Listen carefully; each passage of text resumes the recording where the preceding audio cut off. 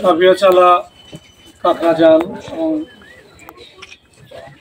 মরিচা এলাকার আমাদের সকল পর্যায়ের শ্রদ্ধেয় নেতৃবৃন্দ, আজকে ঈদের পরবর্তী এবং আজকে পহেলা বৈশাখ, সকলকে ঈদের শুভেচ্ছা, ঈদ মোবারক এবং নববর্ষের শুভেচ্ছা।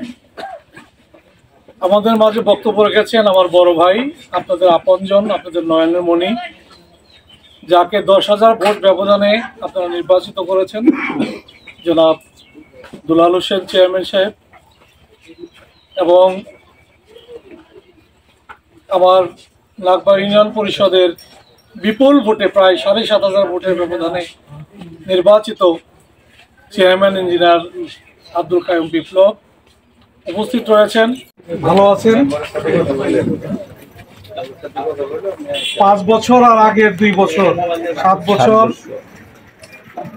আপনাদের মরিচা তো অনেকবার আসছে, আপনাদের সাথে কথা বলছি, আপনাদের কথা শুনছি, আপনাদের দাবি শুনেছি এবং দাবি পূরণের চেষ্টা বারবার করেছি।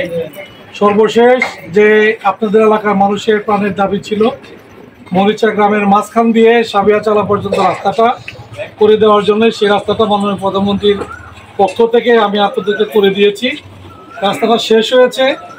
আমি ভাবলাম যে রাস্তাটা কেমন হইল এবং মানুষের কি পরিমাণ উপকার হইল এটা দেখার জন্য আজকে সাবিয়াচালা পর্যন্ত গাড়ি চালিয়ে গেলাম।